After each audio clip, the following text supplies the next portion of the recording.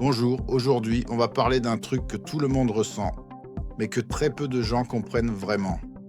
Tout le monde dit tout devient plus cher, et on nous explique que c'est à cause de la guerre, de l'énergie, des sources, des tensions.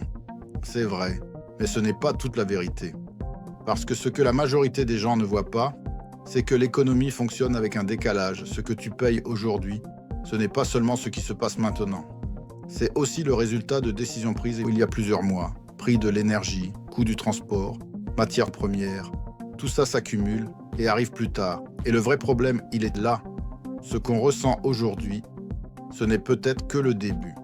Parce que si les tensions continuent, l'impact réel peut encore monter dans les mois qui viennent. Électricité, carburant, alimentation, même les produits du quotidien.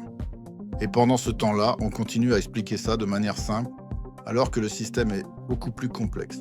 Résultat, les gens pensent comprendre, mais en réalité, ils ne voient qu'une partie du problème. On en reparlera. Et surtout, n'hésitez pas à vous abonner si ce format vous plaît. Et entre-temps, je vous laisse avec Sophie, qui va compléter avec ce qui se passe concrètement en ce moment.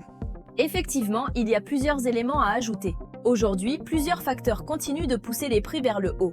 D'abord, l'énergie reste instable, et tant que les tensions internationales persistent, les coûts restent élevés. Ensuite, les chaînes de production sont encore fragiles, ce qui ralentit certaines livraisons et augmente les prix. Il y a aussi les décisions économiques prises ces derniers mois, qui commencent seulement maintenant à se faire ressentir. Et enfin, il y a un point important. Dans plusieurs régions du monde, les tensions continuent, ce qui entretient une pression constante sur les marchés. Donc oui, ce que vous ressentez aujourd'hui, ce n'est pas un hasard. C'est un ensemble de mécanismes qui s'accumulent. Et tant que ces facteurs restent en place, la situation peut continuer à évoluer. On vous tient au courant.